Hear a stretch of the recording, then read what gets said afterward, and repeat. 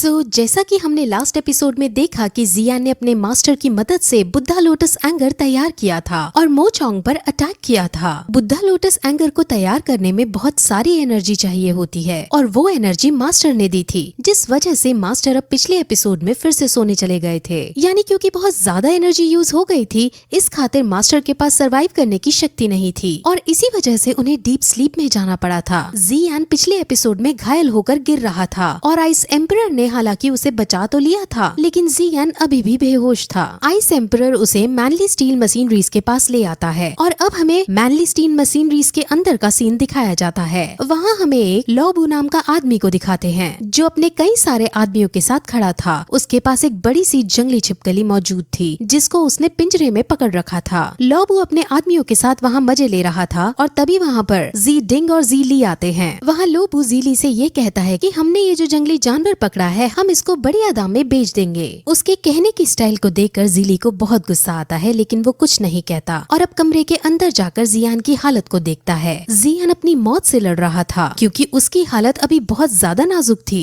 5 दिन बीत चुके थे लेकिन जियान की हालत में कोई सुधार नहीं था, जिस वजह से उसके दोनों भाई बहुत चिंतित थे। वहीं अब वो जियान की हालत के बारे में बात कर ही रहे होते हैं कि तभी इविल लोबू मान से उस ड्रैगन छिपकली को पिंजरे से निकाल देता है और वहाँ तबाही मचाने लगता है। जी ली और जी डिंग अब वहाँ आ पहुँचते हैं और लोबू की इस हरकत पर बहुत गुस्सा करते हैं, लेकिन अभी सबसे पहले उन्हें उस ड्रैगन लिजर्ड को शांत करना था। इसीलिए जी ली अपनी शक्तियों का यूज करके ड्रैगन छिपकली से लड़ाई करता है और बहुत स्ट्रगल करने के बाद भी वो उसे काबू में नहीं ला पा रहा होता है और हार रहा होता है। अब वो लिजर्ड जी ली को मारने ही वाली होती है कि तभी इविल लोबू वहाँ आकर लिजर्ड को मारकर अपनी शान उन सबको दिखाता है कि देखो मैं कितना पावरफुल हूँ। अब ये हरकत जी ली और जी डिंग दोनों को पसंद नहीं आती और जी ली को तो मन करता है कि इस लोबू को अभी मार डालूं, लेकिन जी डिंग अपने भाई को शांत कराता है। अब लोबू उन्हें टॉन्ट मारते हुए कहता है कि अब तो तुम्हारा भाई भी बिस्तर पर पड़ा है और मैंने सुना है वो कुछ ही दिनों का मेहमान है। वो बेसिकली उन दोनों भाइयों को चिढ़ा रहा है। वहीं अब हमें जियान को दिखाते हैं जो बिस्तर पर लेटा था। वो बेहोशी की हालत में एक सपना देखता है जहाँ एक डेविल से उसका सामना हो रहा है। जियान डेविल से फाइट कर रहा है और डेविल उसे ये कह रहा है कि तुम मुझे नहीं मार पाओगे। अब जियान गुस्से में आकर बुद्धा लोटस एंगर को बुलाता है और उस डेविल पर हमला करता है और बहुत खुश होता है क्योंकि उसने बिना अपने मास्टर की हेल्प से बुद्धा लोटस एंगर क्रिएट कर लिया था। लेकिन तभी वो देखता है कि जिस डेविल को उसने मारा है वो असल में डेविल नहीं है, वो असल में उसके टीचर हैं। यानी उसे अभी भी बेहोशी की हालत में ये गिल्ट हो रहा है कि उसने ज्यादा पावर्स को पाने के लिए अपने मास्टर को मार डाला है। वो अब इस गिल्ट में जल्दी से बिस्तर से उठ जाता है, यानी अब जियान होश में आ जाता है। वो अपने टीचर को बहुत याद करता है और खुद को बहुत कोसता है कि मैंने अपने टीचर की एनर्जी यूज की जिस वजह से उनकी एनर्जी खत्म हो गई और वो वापस सोने चले गए। असल में टीचर उसकी सोल पावर को यूज कर रहे थे जो अब बहुत कमजोर हो गई थी, जिस वजह से मास्टर कम पावर होने के कारण सोने चले गए थे। वहीं अब जियान के दोनों भाई वहाँ आते हैं और जियान को जागता पाकर वो बहुत खुश होते हैं। वो जियान से अब आराम करने को कहते हैं। अब फिर वहाँ आइस एम्परर आते हैं और जियान उनसे कहता है कि अब मैं इस हालत में नहीं हूँ कि आपके लिए वो मेडिसिन बना पाऊँ। मैं आपको उसे बनाने की रेसिपी दे देता हूँ और आप इस रेसिपी का यूज करके वो मेडिसिन बना लेना। जियान उनसे ये भी कहता है कि मेरी सोल पावर बहुत कम हो गई है, इसीलिए अब मैं आपकी कोई मदद नहीं कर पाऊंगा। वहीं आइस एम्परर उसकी कंडीशन पर दुखी तो होता है, लेकिन वो उसे समझाता है कि तुम्हारी सोल पावर फिर से रिकवर हो सकती है। मैं उस मेडिसिन को जानता हूँ जिससे तुम ठीक हो सकते हो, लेकिन उस मेडिसिन को बनाने के इंग्रेडिएंट्स हमें सिर्फ मित्तल ऑक्शन हाउस के हेडक्वार्टर के अंदर ही मिल सकते हैं। अब जियान अपनी सोल पावर को बढ़ाकर फिर से अपने मास्टर को जिंदा करना चाहता था, इसीलिए वो एक्साइटेड होकर उनसे अब सीधे वही चलने को कहता है ताकि वहाँ जाकर उसे इंग्रेडिएंट्स मिल सके और वो अपनी सोल पावर को बढ़ाकर अपने मास्टर को फिर से जगा सके। वहीं अब आइस एम्परर कमरे से बाहर आते हैं जो जी ली और जी डिंग को लोबू के बारे में बात करते हुए देखते हैं। जी ली और जी डिंग लोबू से परेशान थे और वो नहीं चाहते थे कि जियान की जागने की खबर उन तक पहुँचे,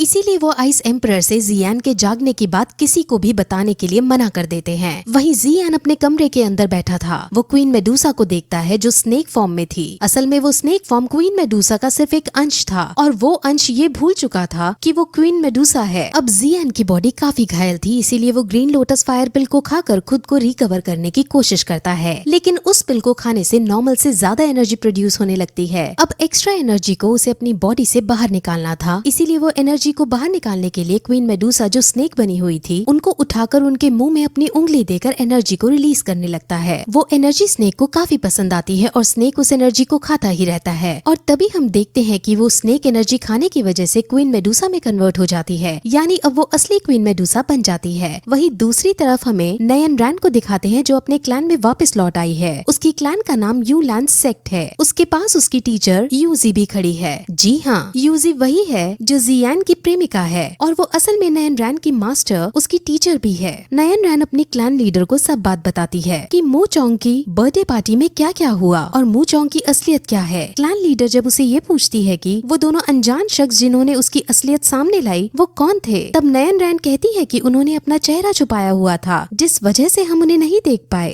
वहीं जियान जिसकी गोद में अब क्वीन मेडुसा बैठी है वो अब जियान की और पार खींचने लगती है। जियान तुरंत उसे अपने से दूर करता है और उसे धमकी देता है कि अगर तुमने मेरी पावर खींचने की कोशिश की तो तुम्हारे लिए अच्छा नहीं होगा। क्वीन मेडुसा को उसकी धमकी से डर नहीं लगता क्योंकि असल में वो जानती है कि जियान शक्तिशाली है, लेकिन क्वीन मेडुसा को हराना बच्चों का खेल नहीं। क्वीन मेडुसा के मन में जियान के खिलाफ गुस्सा था क्योंकि जियान की वजह से उसका टेम्पल तहस नहस हो गया था। क्वीन मेडुसा अभी अपनी फुल स्ट्रेंथ में नहीं होती, इसलिए वो जियान से अब फाइट तो नहीं करती, लेकिन उसे ये जरूर कह देती है कि जब मैं अपनी फुल स्ट्रेंथ में आ जाऊंगी तब मैं तुम्हें मार डालूंगी। अब ग्रीन लोटस पिल का इफेक्ट खत्म होने लगता है और क्वीन मेडुसा फिर से स्नेक फॉर्म में आ जाती है और फिर से सब कुछ भूलकर पहले जैसी हो जाती है। वहीं बाहर इविल लोबू के आदमी फिर से जी ली और जी दिंग के सामने आते हैं और उन दोनों का मजाक उड़ाने लगते हैं। अब जी ली को सच में गुस्सा आ जाता है और तभी इविल लोबू भी वहाँ आ पहुँचता है। अब माहौल ऐसा बन चुका था कि जंग हुए बिना रहा नहीं जाता, इसलिए जी दिंग अब लड़ने की इजाजत दे देता है और अब दोनों भाई जी ली और जी दिंग मिलकर लोबू पर हमला करते हैं। लेकिन लोबू बहुत ज्यादा शक्तिशाली था और वो उसको हरा नहीं पा रहे थे। उनमें काफी देर तक स्ट्रगल होता है और एट लास्ट लोबू जी ली को जान से मारने ही वाला होता है कि तभी वहाँ जियान आ पहुँचता है और अपने भाई को बचा लेता है। अब उसे भी लोबू पर बहुत गुस्सा आ रहा था और वो अब इस बार फिर से बुद्धा लोटस एंगर को यूज करता है। अब ये देखकर आइस एम्परर बहुत ज्यादा डर जाता है क्योंकि पिछली बार जियान इस पावर को संभाल नहीं पाया था और 5 दिन तक बेहोश रहा था, लेकिन जियान अब इस पावर का फिर से यूज कर देता है और इस बार वो इस पावर को इस फ्लेम को कंट्रोल करने में कामयाब हो जाता है और इस पावर से लोबू बुरी तरह से हार जाता है। अब जियान गुस्से में आगे बढ़ता है और उसको जान से खत्म करने लगता है, लेकिन जी दिंग उसे रोकता है और कहता है कि मशीनरीज के कुछ अपने नियम हैं, उन्हीं नियम के अकॉर्डिंग इसको सजा दी जाएगी। अब जियान फिर बार में जाकर ड्रिंक पीता है क्योंकि उसे अपने मास्टर की बहुत याद आ रही थी। वहीं अब आइस एम्परर उसे मिलने आते हैं जहां जियान उनसे अब और ज्यादा देर ना करने की कहकर जल्द से जल्द मिल्टन ऑक्शन में चलने को कहता है ताकि वो उन इंग्रेडिएंट्स को प्राप्त कर सके जो उसकी सोल पावर को बढ़ा सके। वहीं अब उस बार में आइस एम्परर के जाने के बाद जियान के दोनों भाई आते हैं जो जियान को डिप्रेस्ड हालत में देखते हैं। उसके भाई उसके पास जाकर उसे खुश करने के लिए अपनी पुरानी बातों को बताने लगते हैं और उसके साथ एंजॉय करते हैं, जिससे जियान को काफी अच्छा लगता है। अब फिर से हमें यू लैंड सेक्ट को दिखाते हैं जहाँ यूजी नयन राणा को मार्शल आर्ट्स की ट्रेनिंग करा रही थी। नयन रैन बहुत अच्छे से ट्रेनिंग कर रही थी और उसके पास भी कई सारी एबिलिटीज थी। यूजी हालांकि उसको ट्रेनिंग करा रही थी, लेकिन वो जियान के बारे में ही सोच रही थी।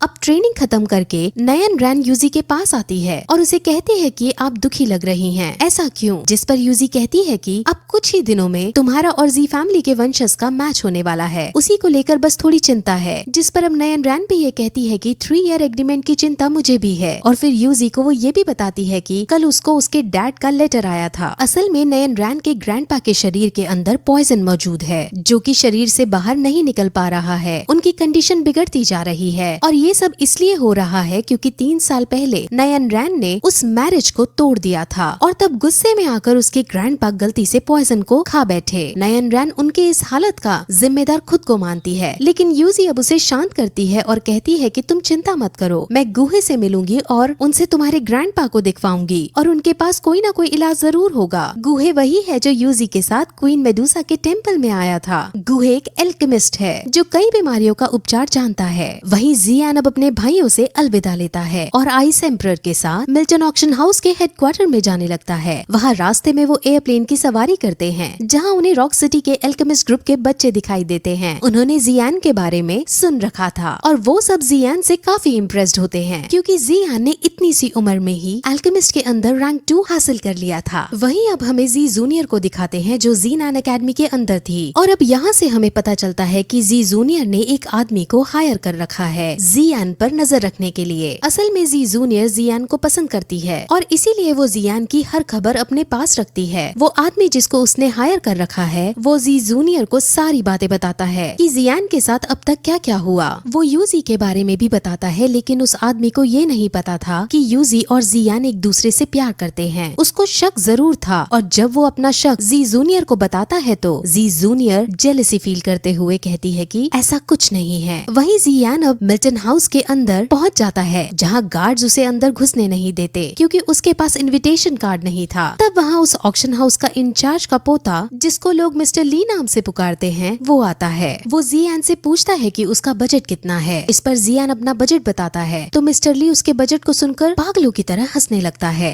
क्योंकि उसका बजट बहुत कम था। वो जियान का बहुत मजाक उड़ाते हैं, लेकिन जियान भी बड़े स्टाइल में उसे एक कुत्ता बोल देता है, जिस पर मिस्टर ली बहुत गुस्सा होता है और वो उस पर अटैक करने लगता है कि वहाँ याफी आती है। याफी और जियान पहले से ही एक दूसरे को जानते थे और अब याफी जियान को देखकर खुश होती है और उससे बातें करती है। जियान कहता है कि मैं तुमसे प्राइवेट में कुछ बात करना चाहता हूँ, जिस पर याफी उसे अंदर ले जाने लगती है। मिस्टर ली इस बात से बहुत चिढ़ जाता है क्योंकि याफी वहाँ सबसे सुंदर लड़की थी और वो याफी पर गंदी नजर भी रखता था और याफी जियान का हाथ पकड़कर उसे अपने साथ ले जा रही थी और मिस्टर ली को बिल्कुल भी सहन नहीं होता, जिस वजह से वो याफी को गंदा गंदा बोलने लगता है। अब पहले तो जियान और याफी उसको सहन करते हैं, लेकिन जब मिस्टर ली अपनी लिमिट्स को क्रॉस करता है तो जियान तुरंत अपनी पावर्स का यूज कर उस पर अटैक करता है और उसको पीट डालता है। अब याफी मिस्टर ली की हालत को देखकर हंस पड़ती है और मिस्टर ली को इससे और ज्यादा गुस्सा आ जाता है। अब याफी आइस एम्परर और जियान को एक कमरे में लेकर जाती है जहाँ जियान अब सबसे पहले उससे यही पूछता है कि तुम यहाँ पर कब से इतना सब झेल रही हो, जिस पर याफी उसे बताती है कि असल में उस आदमी का नाम लीली है और उसके ग्रैंडफादर इस ऑक्शन हाउस के इंचार्ज हैं। मिस्टर ली अपने ग्रैंडफादर के दम पर ही इतना उछलता है और मुझ पर गंदी नजर रखता है, लेकिन मैं उसे इग्नोर ही करती हूँ क्योंकि उसके ग्रैंडफादर यहाँ सबसे बड़े हैं। जियान उसे समझाता है कि जितना तुम उसे इग्नोर करोगी वो उतना गंदा बिहेवियर तुम्हारे साथ करेगा, लेकिन याफी इस बारे में और बात नहीं करना चाहती थी, इसीलिए वो ये पूछती है कि तुम्हें यहाँ से क्या चाहिए, जिस पर जियान भी समझ जाता है और वो अब काम की बात बताता है। वो उससे सोल पावर को रेस्टोर करने का सामान मांगता है, लेकिन याफी उसे कहती है कि उसके पास ऐसा तो कोई सामान नहीं है क्योंकि ऐसा सामान बहुत कम होता है और वो तो हमारे पास नहीं है। जिस पर अब आइस एम्परर ये कहता है कि तुम्हारे पास सोल पावर को रेस्टोर करने वाली चीज नहीं है तो तुम कम से कम ये बता दो कि ये चीजें हमें कहाँ से मिल पाएंगी। अब इस पर याफी अपने मिल्टन ऑक्शन के रिकॉर्ड्स चेक करने की बात उनसे कहती है क्योंकि उसको चेक करने के बाद ही वो बता पाएगी कि कहाँ पर ये सामान मिल सकता है। अब फिर आइस एम्परर अपना एक अलग सामान की लिस्ट याफी को देता है और पूछता है कि ये तुम्हारे पास मिल पाएगा क्या, जिस पर याफी कहती है कि ये सब तो मिल जाएगा लेकिन ये बहुत महंगा है, इसकी कीमत 1 मिलियन गोल्ड कॉइन से भी ज्यादा है। जिस पर अब आइस एम्परर उसे अपना पर्पल गोल्ड कार्ड देता है। पर्पल गोल्ड कार्ड का मतलब है कि इसके पास बहुत ज्यादा पैसा है। अब याफी उसके सामान को जो कि 4 मेडिसिनल इंग्रेडिएंट्स हैं उनको मंगवाती है। याफी आइस एम्परर को अब ये भी बताती है कि आपके पास क्योंकि पर्पल गोल्ड कार्ड है इसीलिए हमारी तरफ से आपको 30% डिस्काउंट भी मिलेगा। वहीं अब मिस्टर ली एल्डर ली के साथ आ पहुँचते हैं और उनसे कहते हैं कि जो सामान तुम मांग रहे हो वो हमने किसी और को देने का वादा कर रखा है, जिस पर याफी कहती है कि रिकॉर्ड्स में तो कोई नहीं है ऐसा जिसको आपने इसको देने का वादा करा हो। आप इन दोनों कस्टमर्स से क्यों पंगा ले रहे हो, ये बहुत बड़े कस्टमर्स हैं जिनसे हमें बहुत फायदा होगा। लेकिन उसकी इस बात को इग्नोर मारते हुए मिस्टर ली जियान को देखते हैं और कहते हैं कि इसी ने मुझ पर अटैक किया था और याफी ने इसका साथ दिया था। अब ये सुनकर एल्डर ली याफी से कहते हैं कि अब अगले बार मीटिंग बिठाई जाएगी जिसके अंदर तुम्हें यहाँ से निकाल दिया जाएगा। अब एल्डर ली आइस एम्परर को देखते हैं और उसे देखते ही समझ जाते हैं कि ये आदमी आइस एम्परर है और अगर इससे पंगा लिया तो हमें बर्बाद करके रख देगा। अब वो अपने कदम पीछे हटाने लगते हैं, लेकिन अभी तक उसने बहुत बदतमीजी कर ली थी जिस वजह से आइस एम्परर एक अटैक करके उसे मजा तो चखा ही देते हैं। मार खाते ही उसे ये पता चल जाता है कि ये दो होंग लेवल के हैं। अब एल्डर ली तुरंत डर कर उनका इंग्रेडिएंट्स लाता है और उन्हें दे देता है और वहाँ से चला जाता है। अब याफी उनके पास आती है और क्योंकि उसे ये पता चल जाता है कि ये दो हैंग लेवल के हैं तो ऑक्शन हाउस के रूल्स के अकॉर्डिंग दो हैंग वालों को 50% डिस्काउंट मिलता है, जिस पर याफी अब उन्हें 50% डिस्काउंट के साथ ये इंग्रेडिएंट्स दे देती है। अब उनके पास इंग्रेडिएंट्स आ चुके थे इसलिए वो वहाँ से जाने लगते हैं, लेकिन तभी एक सेविका वहाँ आती है और याफी को ये बताती है कि नयन रैन आपसे मिलने के लिए आई है। अब नयन रैन का नाम सुनकर जियान को फिर से गुस्सा आ जाता है और वो एक जगह छुपकर नयन रैन और याफी की बातें सुनने लगता है और यही ये एपिसोड इस तरह खत्म हो जाता है।